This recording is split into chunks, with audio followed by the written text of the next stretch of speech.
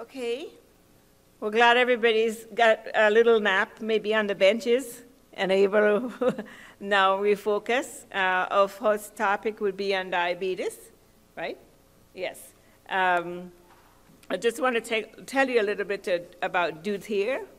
He's going to present this first section to us. And he was born and raised in New York and was in communications in New York, but decided to leave that and go to Uchee Pines because he felt that God called him there for a specific purpose.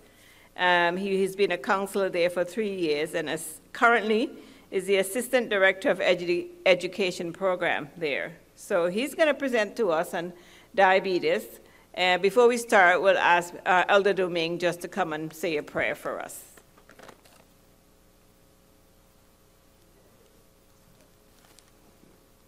Let's pray. Father in heaven, praise be to your name for your presence with us, for the message you have for us this afternoon. We thank you for our friends from Uchee Pines who have come to share your love. And we thank you that your angels are working with them in the spreading of your truth. This is part of your work to spread the gospel throughout the world so that soon you'll come and bring us home. Again, thank you for your blessings. Thank you for your presence. And thank you again for the message this afternoon. In Christ's name we pray. Amen.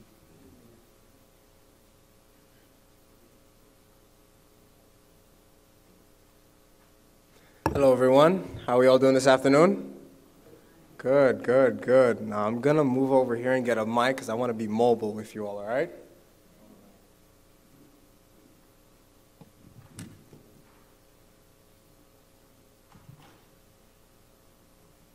Can everyone hear me? Good, good. All right, today's topic is going to be diabetes. How many of us know someone with diabetes? How many of us in here have diabetes? Okay. All right, so today what we're hoping to accomplish is we're hoping to see how we can prevent diabetes, manage it, and reverse it. All right, we believe that God has something better in store for us. Amen?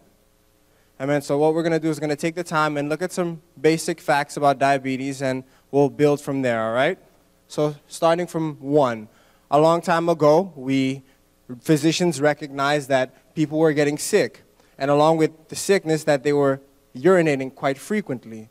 So they began to think, well, why are they urinating frequently? And they also noticed that as they were urinating, ants were being attracted to the urine that these people were letting out. So they came to the conclusion that as they examined it, they said that the urine was sweet. So they came up with a name for this disease called diabetes mellitus, which in turn means to urinate sweet urine. So nobody knew why they came up with that name, but that was just what made sense to them at the time. All right, so as we continue on, the question is, how many people have diabetes in this world? How many do you think? 60%? Wow, that's a big percentage. 60%? What else? Can I get numbers, figures? How many people do you think have diabetes? 40%. Okay. 366 million people worldwide have diabetes. That percentage would be 8.3.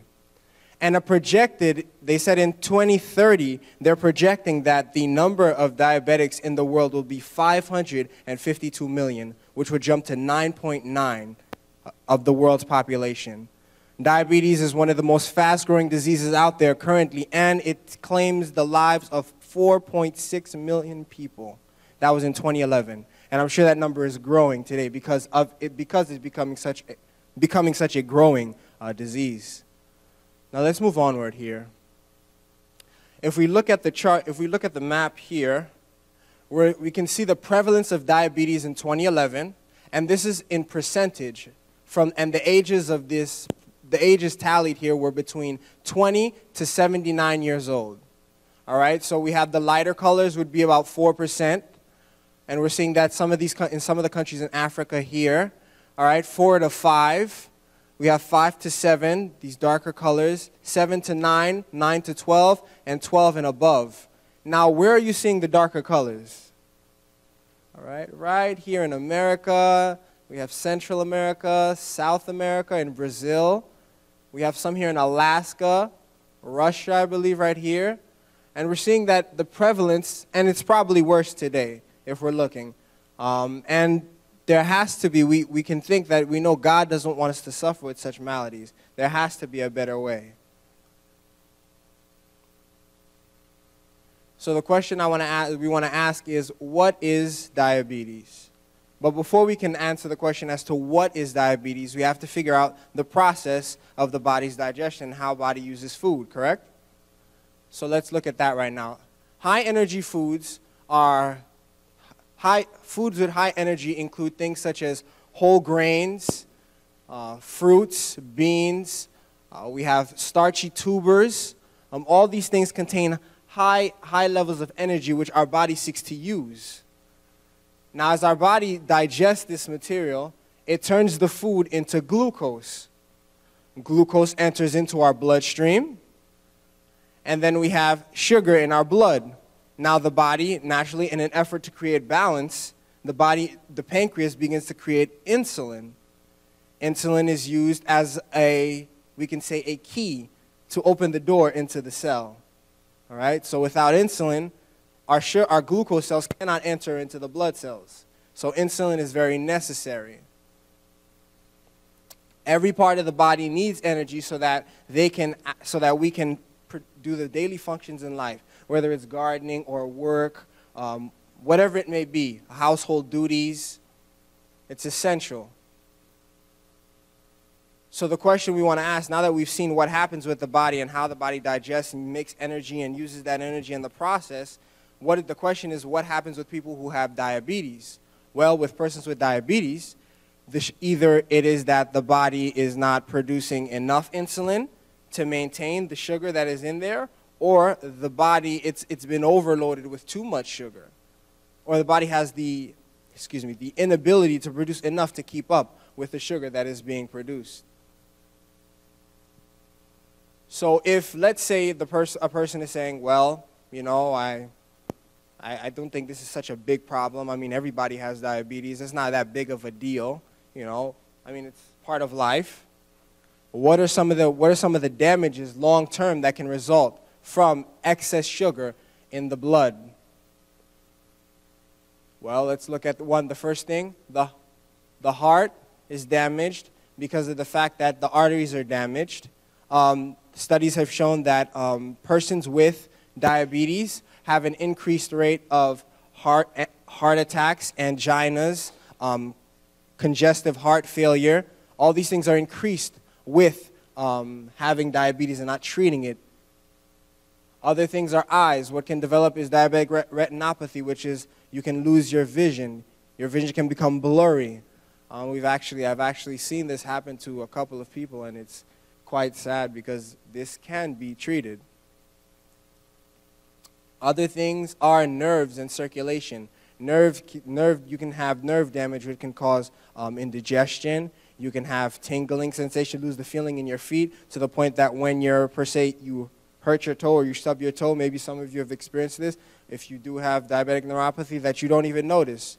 Then as a result, you have a wound that you're not even aware of. Then you have an ulcer that develops, and so on and so forth. It's like a domino effect. Circulation is damaged. We have your kidneys. They become overtaxed, and due to the overtaxing, they don't function as well as they could. And the brain suffers for it because as a result of excess sugar in the blood, you have increased chances of stroke, increased chances of other illnesses which can damage your health. Now, let's progress from here. Many people, sad to say, don't even realize they have diabetes. Many people go on living, and this lady looks happy, doesn't she? She looks happy. Like nothing's wrong in the world. And per se, you know, many people, that's the case. They don't realize they're living their lives just like everyday situation, and they go to the doctor and they come to find out I'm diabetic, and they're wondering, where did this come from? Nothing happens. A curse causes does not come. This is a process that was happening, but they were unawares to it. So, the question is there warning signs? Can we know that, is there signs to tell us that diabetes is coming upon us? What do you all think? Yes, right? When we look at the times that we're living in, God has given us signs showing us that His coming is near, amen? So in the same way, He gives us signs so that we can know that we're heading down a wrong path. And He's seeking to uplift us and show us what we can do so that we can glorify Him in our bodies. Now, what are some of these warning signs? Frequent urination. Okay, there we go. Being thirsty or hungry all the time. All right, and these are kind of domino effects. As a result of the excess sugar in the bloodstream, the kidneys, which are responsible for filtering the blood, say, okay, there's a lot in here. We got to start filtering this stuff out because this is too much. So as a result, the kidneys now have to work more, and they're making an effort to excrete some of this extra sugar through the urine. So if we're excreting more liquid out of the body, then naturally what comes next? We get more thirsty, correct? All right? Hunger, and we have poor vision, as we mentioned. Diabetic retinopathy is significantly less than it would have been had you've avoided this and treated the diabetes the way you should have. Slow wound healing. Now, these pictures are pretty serious. In this regard, I just want to share something in that regard, just to show you how bad this really can get.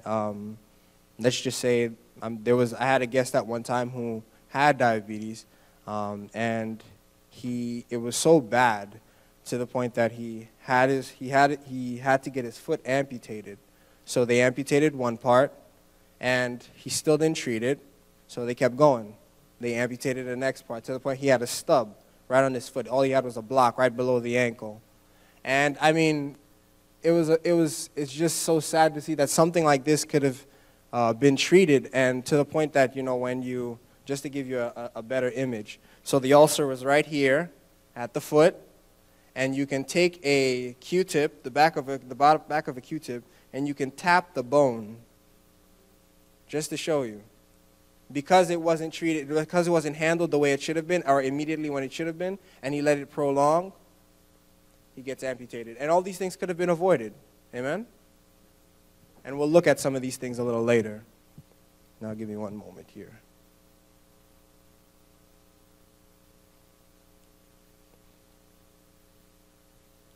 All right. There we go. All right. Continuing on, frequent skin infections. These are all warning signs which if we're seeing these signs in our bodies, it's a sign for us to know that something is going wrong. Our body is signaling us, telling us that you have to check this. Something's going wrong in your body. And we have to heed these warning signs, lest a worse thing come upon us. Now, what other things can we do to know that to be more sure that we're developing diabetes or we have a chance of getting diabetes? There, you can do a simple blood test, a fasting glucose check, which requires a prick of the finger.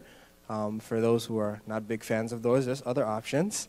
You can also do a hemoglobin A1C, which is an average of your blood sugar in 3 months. And the conveniency of this is that you do not have to fast, as opposed to if you were to take a blood sugar prick from the finger, you would have to take one early in the morning. And the WHO, World Health Organization's standard for a good glucose range would be 70 to 120. Now, at Uchee Pines, we'd say more 70 to 90. Now, here's the reasoning. If you were to take a young person like me or one of the other young people, probably in their 20s, if you were to measure their blood sugar, the average you would get would be around 70 to 90 on average. If they're good standing health, active young person. Now, typically, if you're branching above 190 into the hundreds, 110, it's a little more, you're erring more on the side of the higher end of normal, which means that your body is beginning to, get a little, okay, what's going on? This is a little much for us to handle. So these are kind of like that's why we say 70 to 90 as a safer bet, because we want you to be as young as you possibly could be, amen? You know, we want you to feel like you're 20 or 25 again. These are good numbers, right? This is a good age, isn't it? And as we mentioned, other tests that can be done is your urine test. Now remember, we mentioned that as a result, what can happen, the body, as a result of excess sugar, will excrete sugar through the urine. So you can do a urine test, and you can analyze your urine and see if the body is excreting sugar through the urine, and that can also give you an idea as to if you are diabetic or heading in that diabetic range. All right. Now let's continue. What causes diabetes? What do we think is the cause of diabetes? Some people could say it's genetic, right? Some people have said it's genetic. Now, I want to share a study with you. There was a study done on the Pima Indians of the southwest United States. And they observed the lifestyle of the Indians, and they observed their lifestyle. They had the typical standard American lifestyle, and they noticed that there was high levels of about, I believe, over 40% of the population there were diabetics. Now, what they did was they said, okay, now let's be thorough about what we're doing. They took a close relative of the Pima Indians in Mexico, and they observed their lifestyle, similar to theirs. Well, the Pima Indians here in the southwest of the United States were more sedentary also, to add that in. And then they examined the lifestyle of the Pima Indians in Mexico, who were people who were working on the farms. They were very active, and they had a traditional diet, which is traditional to their lifestyle, which is tortillas and, rice and beans, things of that nature. And they noticed that there was a significantly less chance of diabetes with the Pima Indians in Mexico as opposed to those of the Pima Indians in the southwest of the United States. So that they asked, the question is asked, could it be genetic or could it be lifestyle? Lifestyle, right? Okay. Now let's look at one of the types of diabetes, the first type, which is juvenile diabetes. In this case of diabetes, it's about 10% of diabetics, 10% of the people diagnosed with diabetes have type 1 diabetes. And in type 1 diabetes, what happens is the body, which as we went through the process, the body uses the food, creates glucose, and then the pancreas creates the insulin so that it can diminish the amount of sugar in the body. But in type 1 diabetics, what happens is the immune system attacks the beta cells of the pancreas. All right? Now, the beta cells are responsible for creating insulin. So now, if the body is destroying, if the immune system is destroying the beta cells, and the beta cells produce the insulin, then what does that mean? We don't have any insulin to control the sugar that's coming in.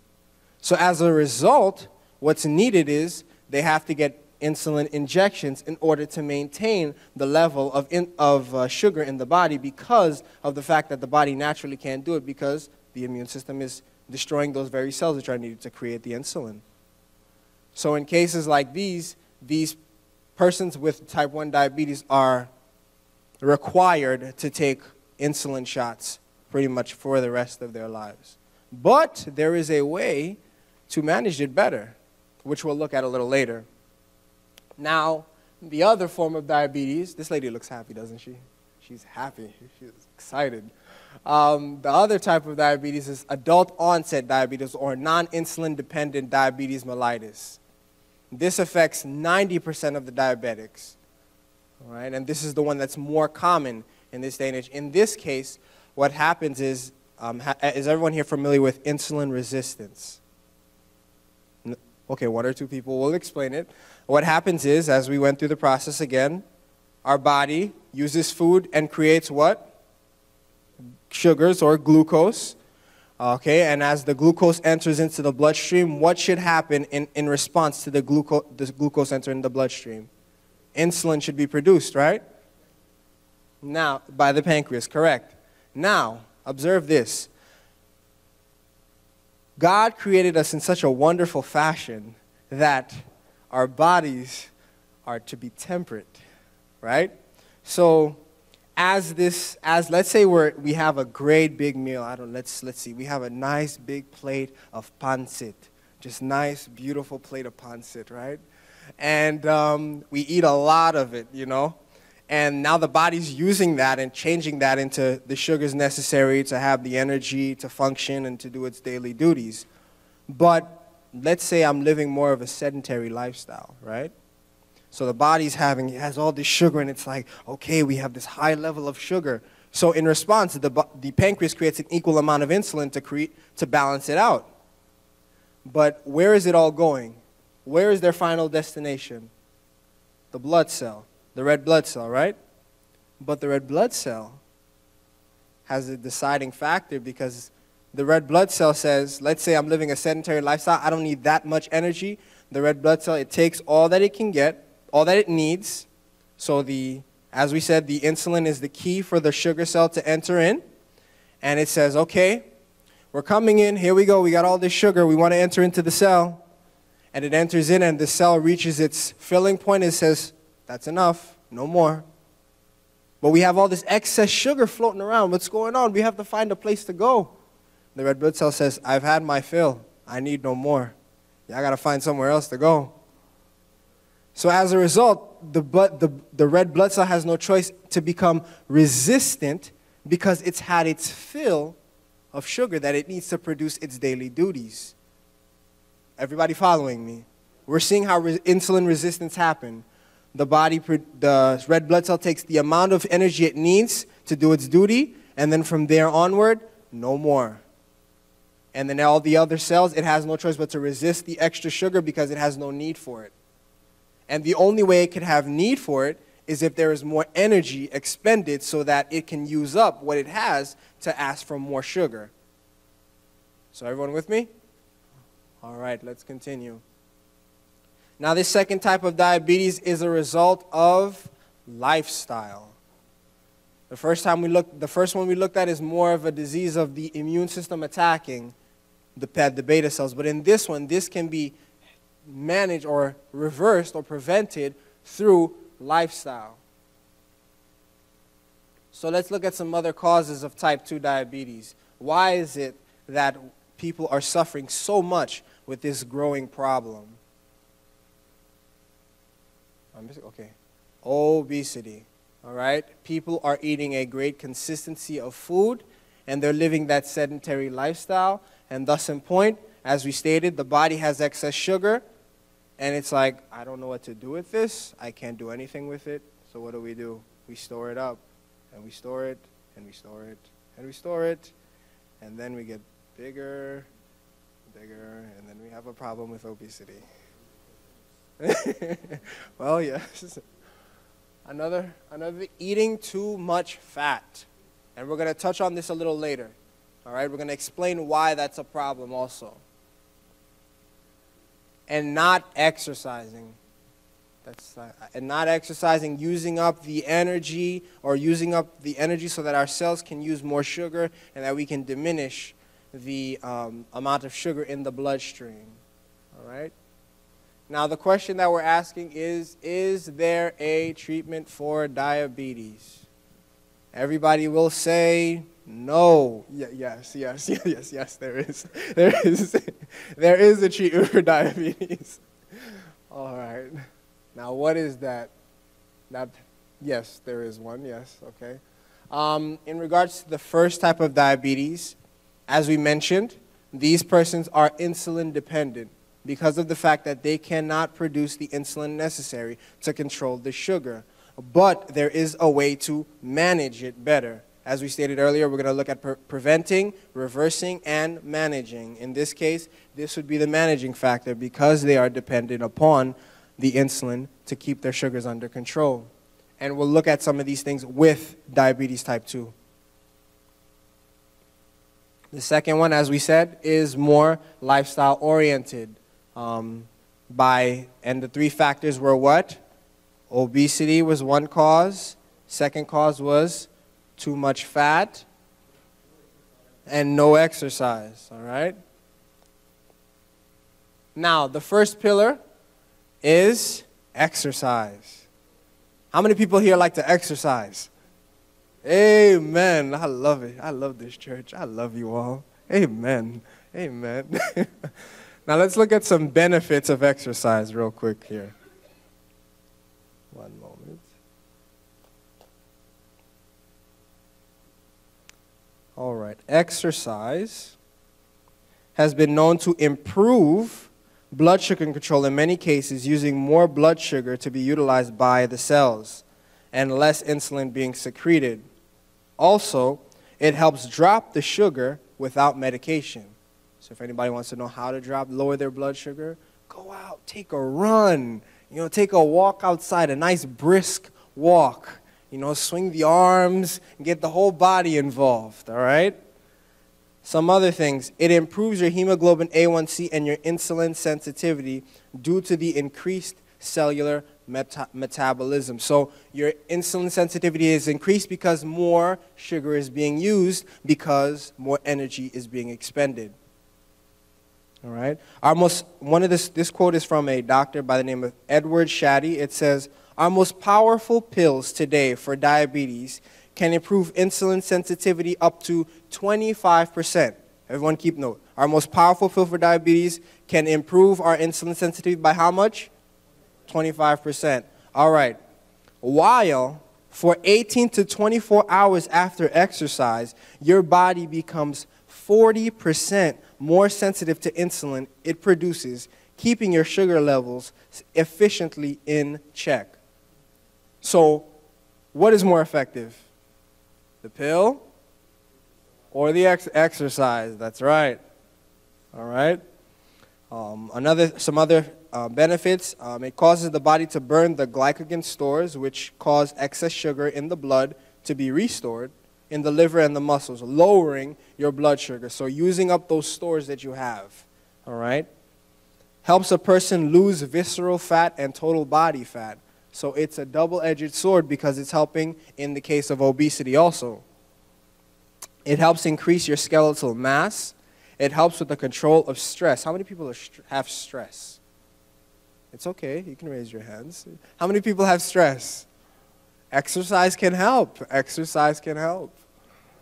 I know that me and my housemate here, we tend to exercise a lot, and helps you be so carefree, You can just expend your energies all into some good, hearty exercise, and you feel nice and energized, and you have a nice quality of sleep at the end of the day, and you feel revitalized also. All right, let's look at some other pillars here.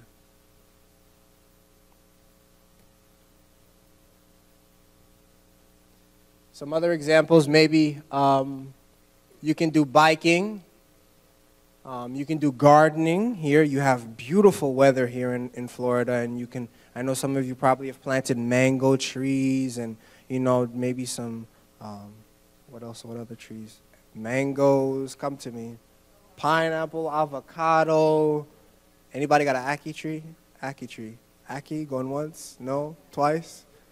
Ackee? Love to have one, okay. We'll look for one for you, brother. Hiking, if you're in an area where you can, or you go on a vacation or something and you have the opportunity to hike, wonderful experience. It really is. I only had one opportunity in Haiti, but it was very wonderful, I must say. Swimming, also a wonderful activity. These are just some things that you can do with friends or family, or just, as a form of exercise. Many people, in the reality, we live in a world where a lot of people have desk jobs. How many people here have desk jobs? Anybody? 1, 2? And you're there pretty much most of the day, right? So the idea is that you want to be able to try and plan your day out so that you can have the time to get like maybe a 30-minute walk. Do the best that you can do. If you can walk 15 minutes, do it. 5, 10, something. Just get started. Try and get something going. And as you continue on, you build up and you continue to add more time as possible so that it becomes a regular routine in your life. And that way you're decreasing your risk of diabetes and increasing your chances of having weight loss and all these other factors. Now, another thing, if you're overweight, it's important to lose weight.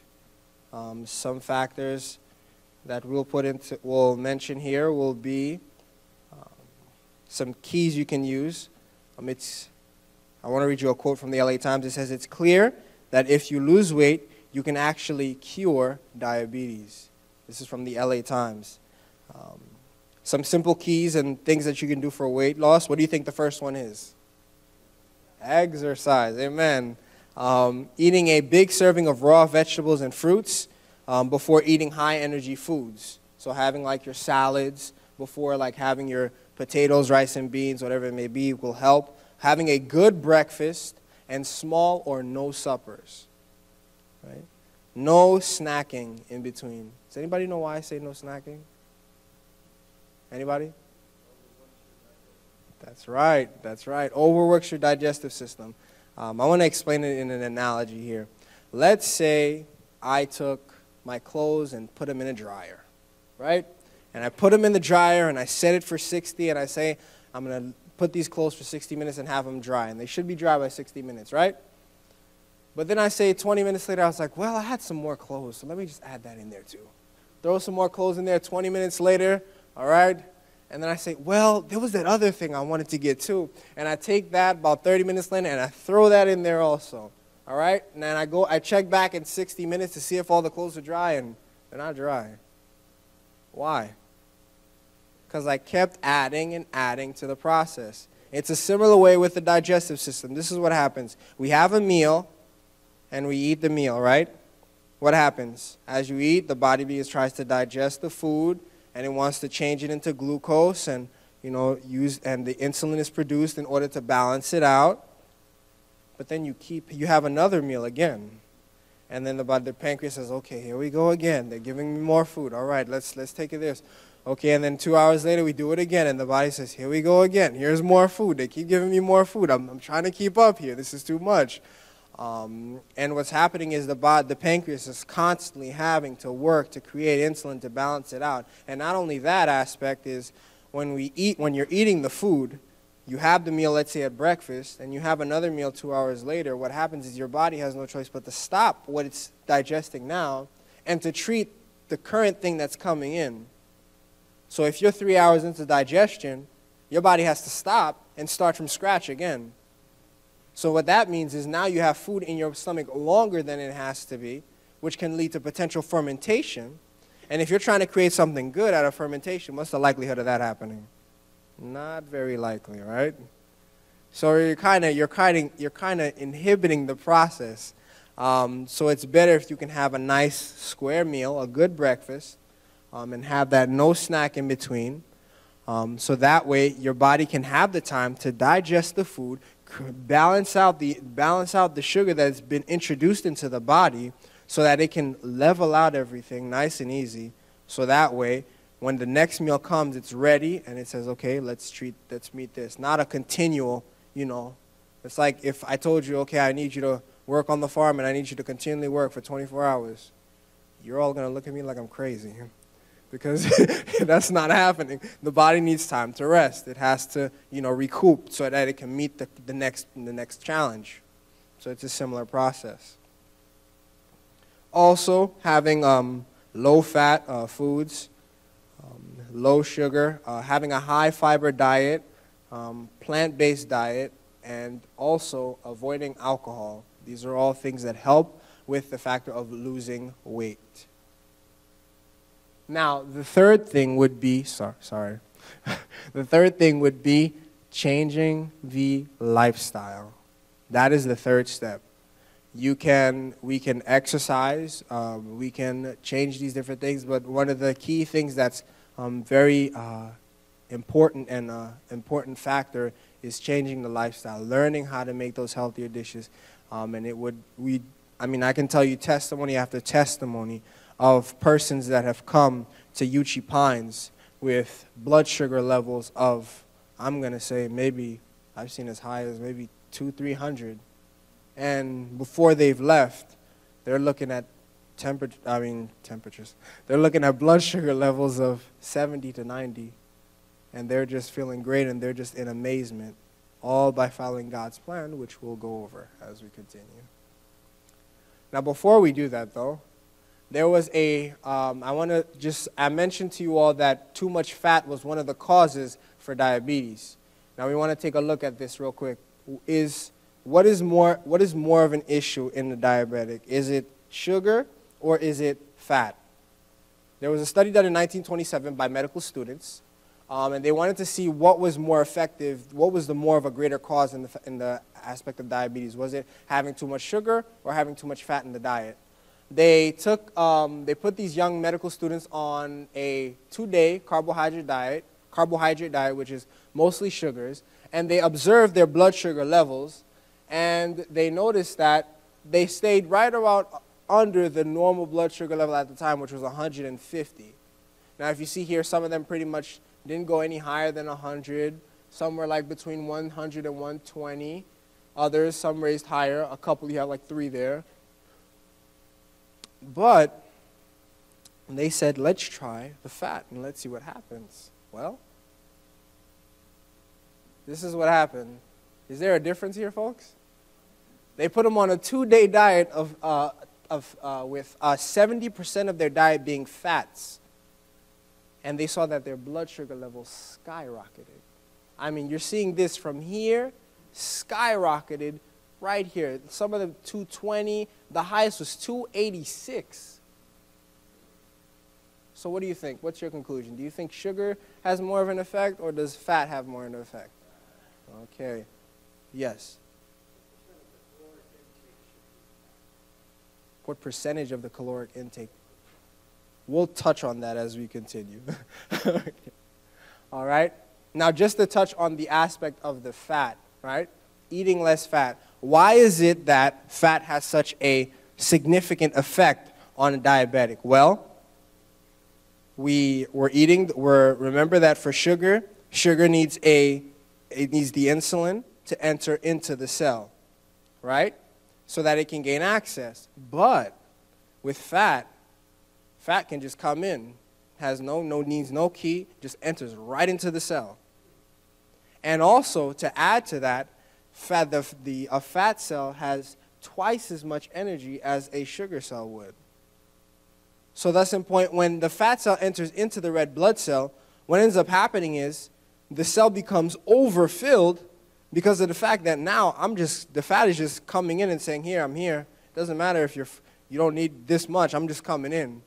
You know, so it needs no key in the sense of the insulin receptors to enter in. It could just enter in. So thus, when your sugar now comes in and it's looking for a place to come in, your red blood cell is saying, no, you can't come in. No. I'm full already.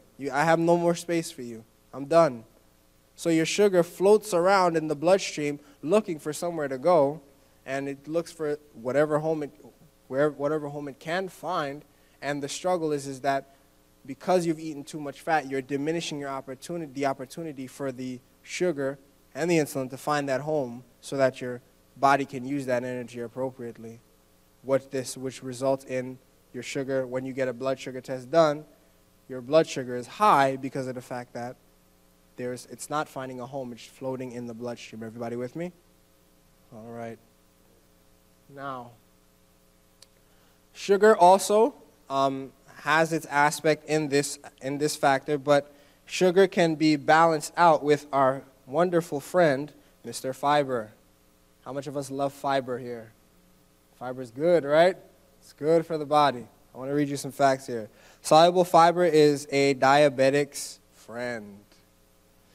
It tends to increase the viscosity of the foods in our stomach. It slows down the process of digestion, emptying of the stomach, and the absorption of the glucose from the digestive tract into the bloodstream.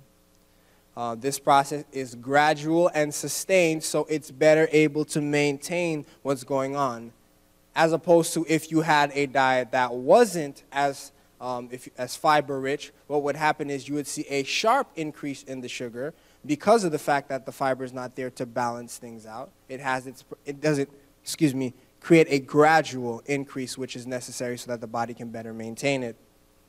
All right? Fruits, vegetables, whole grains, unrefined legumes are full of healthy fibers, while animal products, refined grains, sugar, oil contain little or no fiber. When a person eats unrefined plant foods, the fiber provides a sense of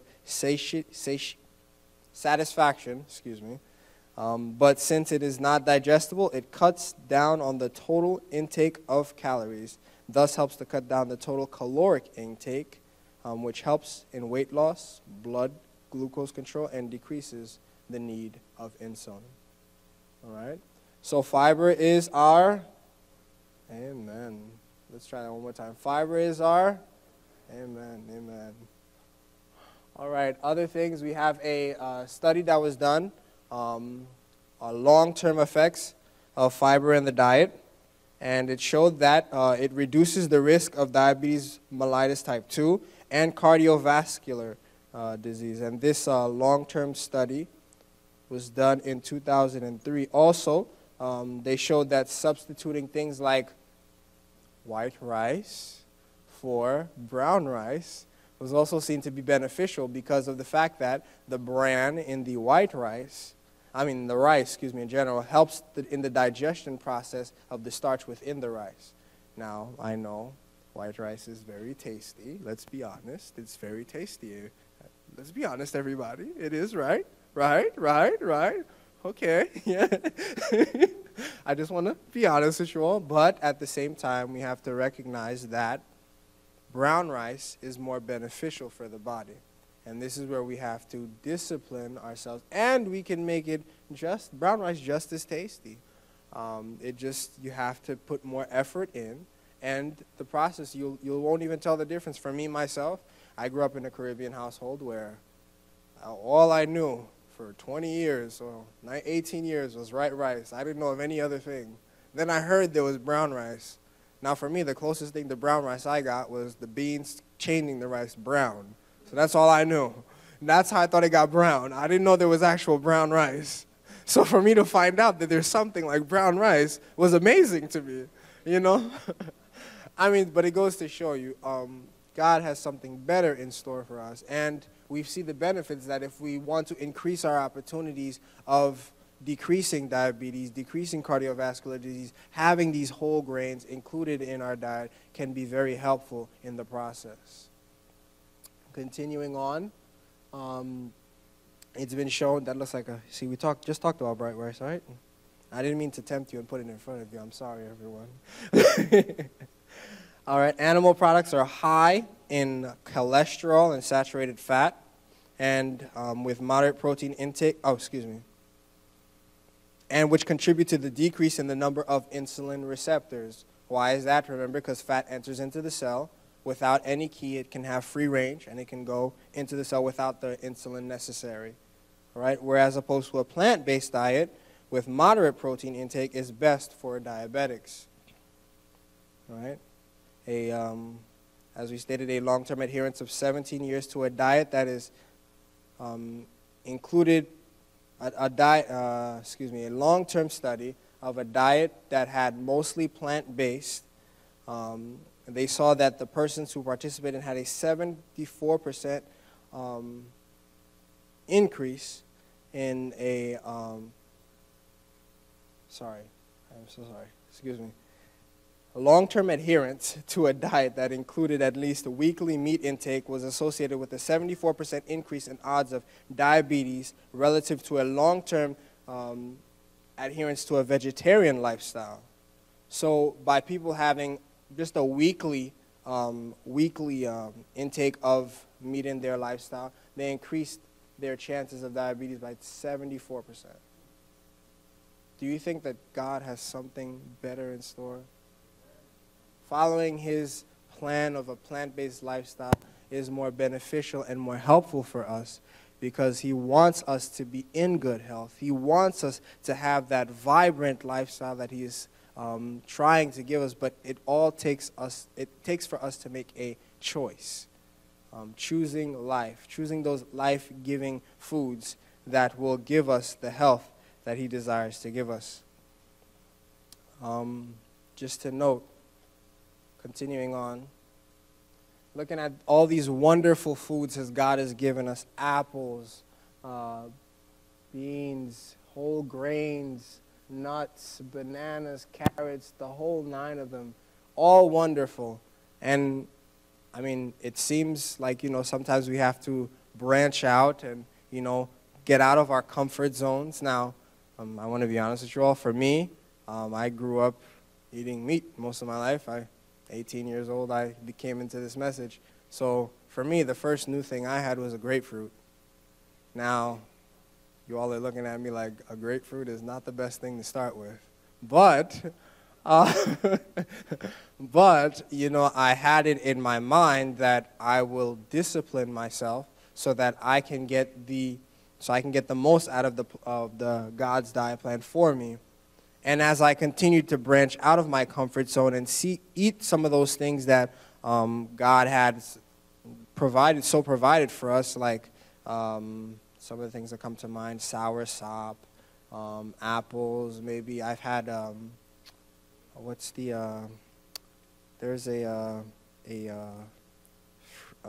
can't think of the fruit in my head.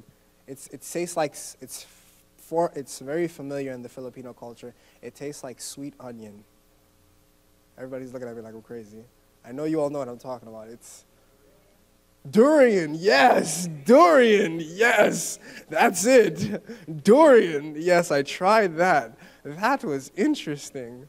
And just going, I know, sweet onion. It's what came to mind. That's what comes in flavor. Just trying these different fruits and trying to recreate them, and jackfruit. I've even had that, just branching out. For some of you, it's familiar. Other things, trying in those Caribbean foods, rice and beans, whatever they be. Branching out would be helpful so that you can actually see the benefits that God has in store. You exercising, incorporating more exercise into the diet, maintaining and being aware of how much you're eating in relation to the kind of lifestyle that you have, whether it be active or sedentary. And just changing the amount that your caloric intake to that, so that your body is actually using all that it needs. These are all factors to keep in mind. All right. Again, these are some other wonderful foods here that you can partake in. Beans and rice, all these things God has given us to benefit from. And some other things to note. Some other things that can help, that can increase your chances of diabetes. Smoking contributes to diabetes, since nicotine is a potent stimulant of insulin. So it's overproducing insulin, thus causing stress upon the pancreas. So that's something you want to be mindful of. The glycemic index also is a helpful index, so you can know what foods are higher in sugar content and what foods can, so you can have a better idea of how to manage your lifestyle if you know you're diabetic. And one of the lower fruits on that glycemic index, can everybody guess? Is a grapefruit.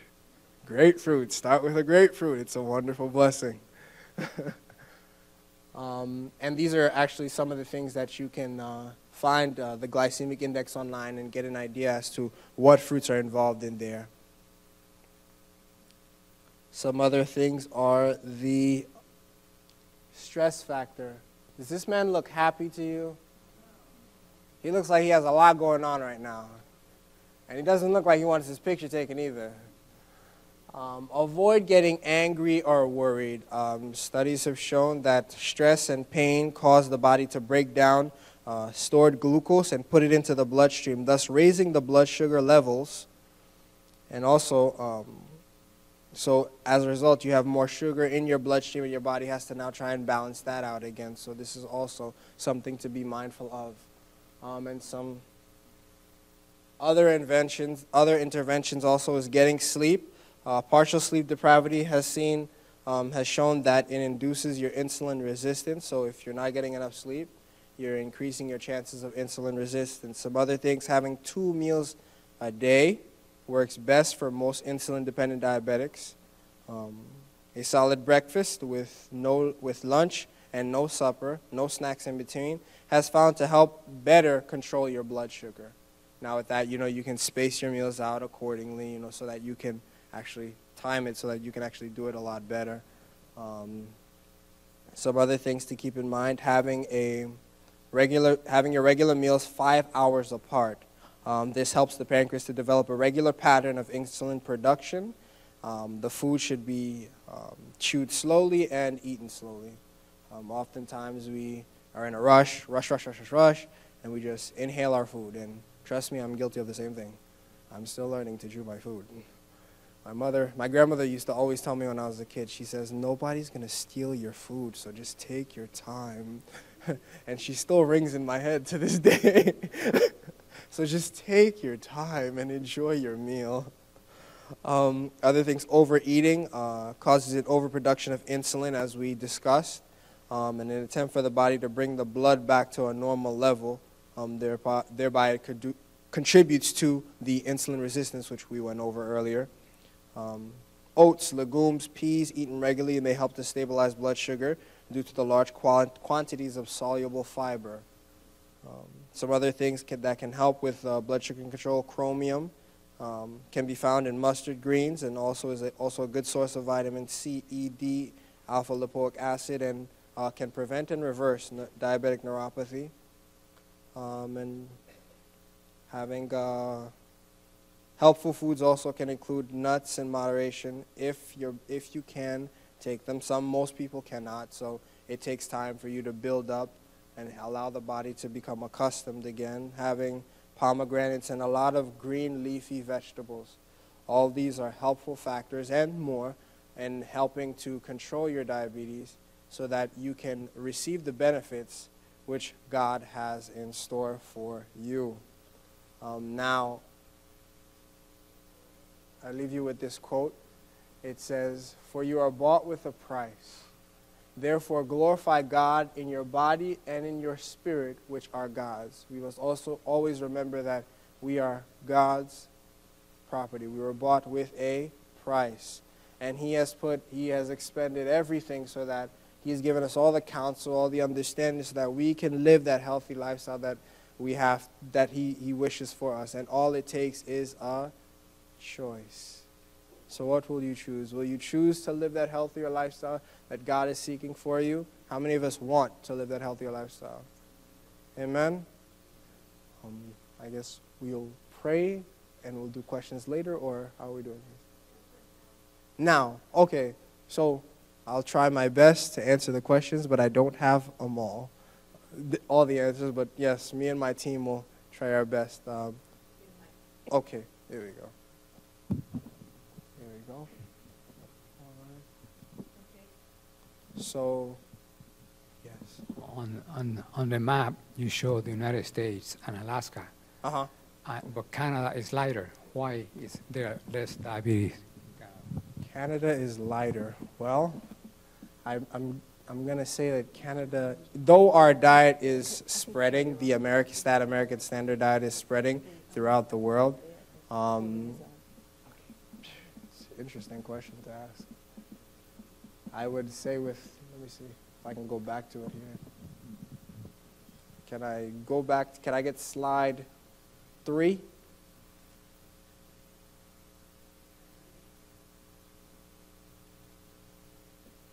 Slide 3. We'll try and answer this.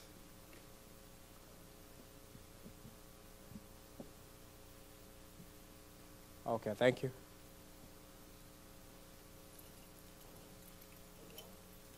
No, this one, I got it. That's one. So here, correct? Canada is 7 to 9%. Okay. I can't give you too much of a definite answer. I would say the standard American diet is spreading there, but doesn't have such a great influence there. Andre, do you have any say on that as to why it's lighter there?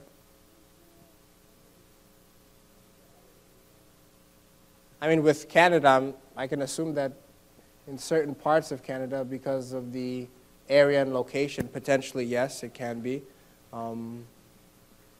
That's all I can think of off the top of my head.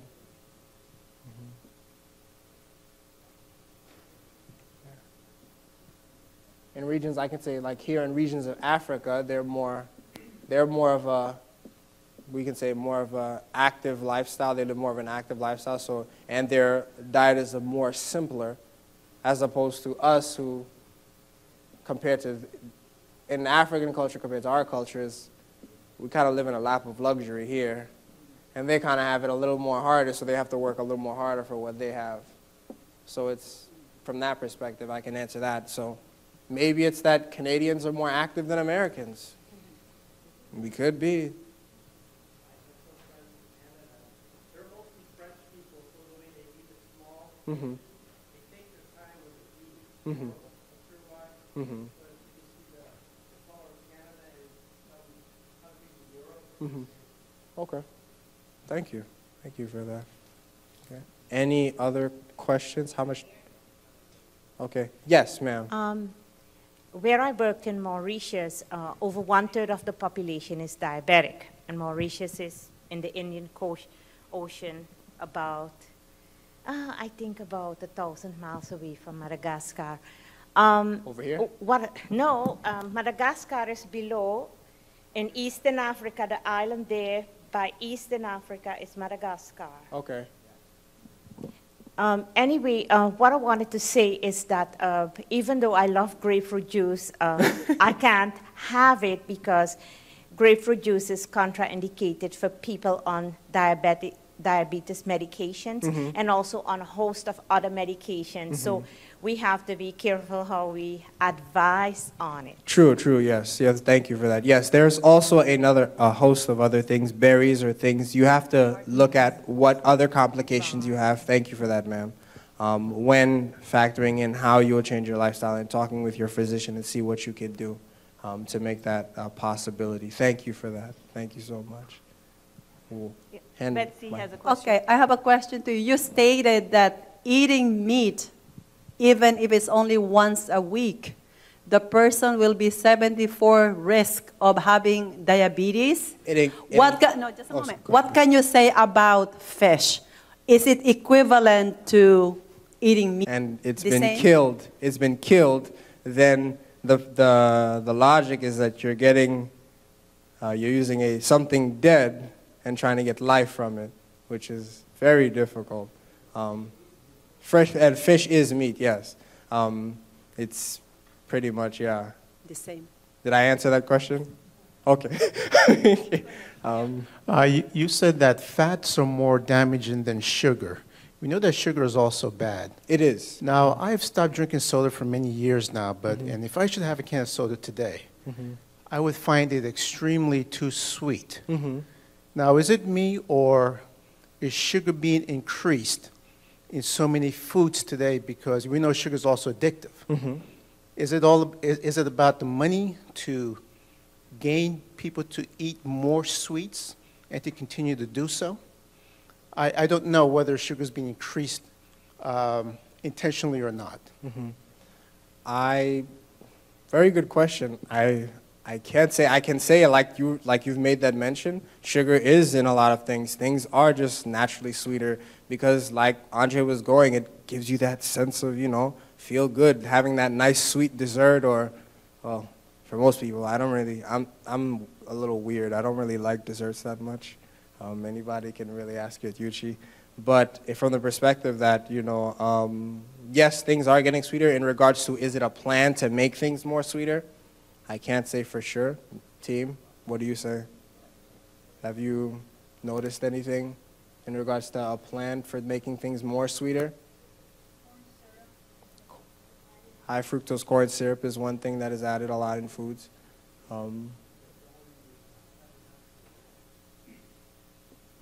Okay, I have a hand back there. Is that a comment to this? Okay.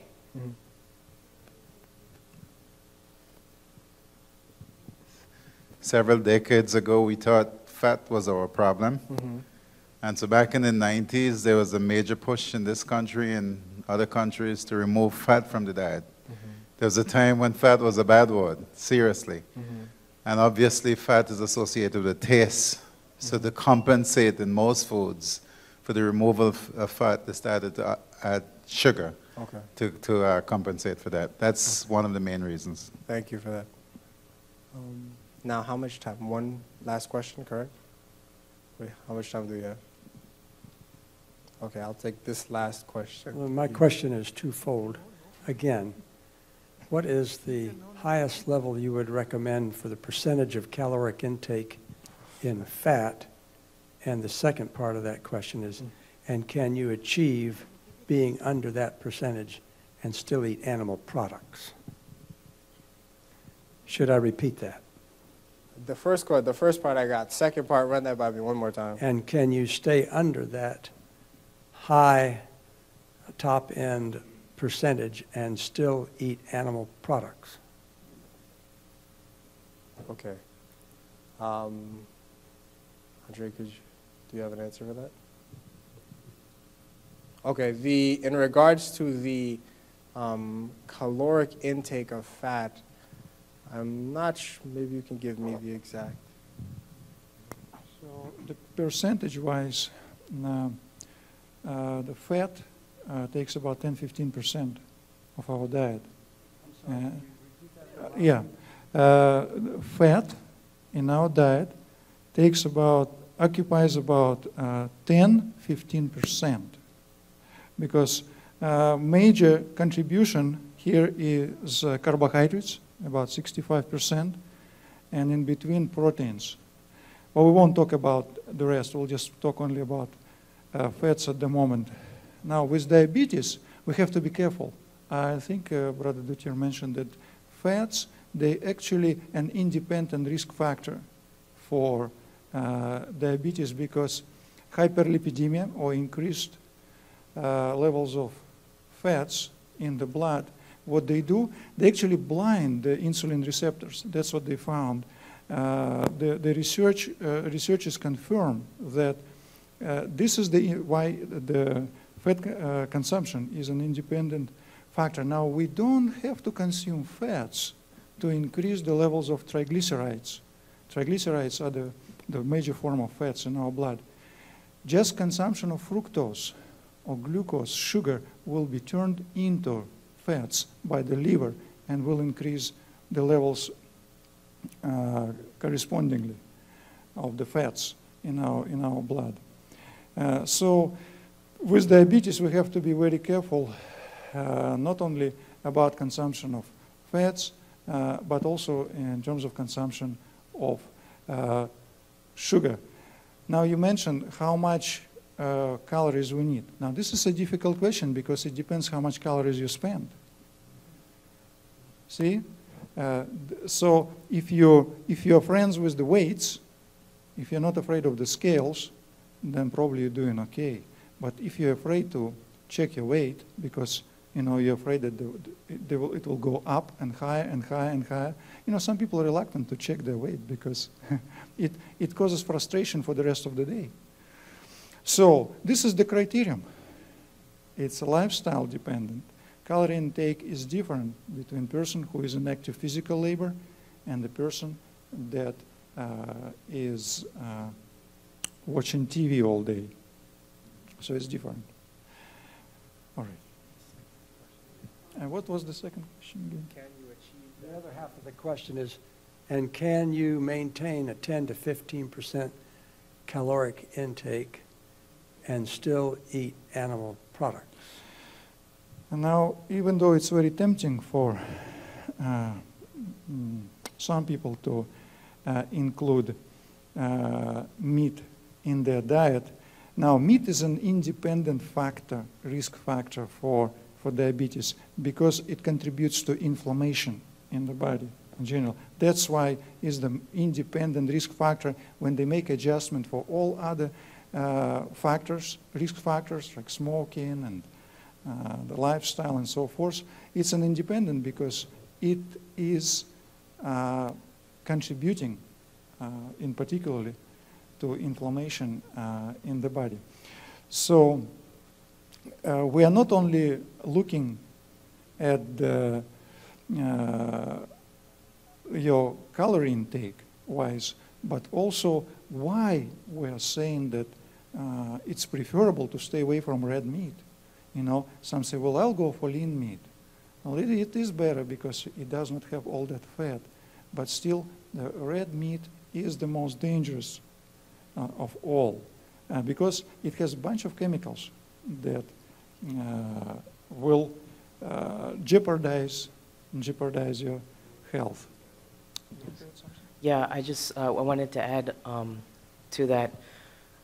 Can you achieve a 10-15% fat in the diet? Sure. However, it's difficult. And that's because we never, when we are eating meat and partaking of animal products in general, we're never satisfied with that percent. That's the reality. We're going to actually talk a little bit about this. We're going to touch a little bit on it in one of the lectures coming up about fat and blood. But the reality is, if we were to actually strip away all the fat from meat, it would taste like leather. It would really taste like leather. And Dr. Calvin, the founder of Uchee Pines, Dr. Agatha's husband, and he would often tell people to, if they wanted to reverse heart disease and things like that, that they would want to be below 5% fat. And that's pretty difficult to do while eating any animal products, to be honest with you. But it is highly achievable on a plant-based diet. There are different types of fats as well, but it is much easier to do on a plant diet. I hope that helps.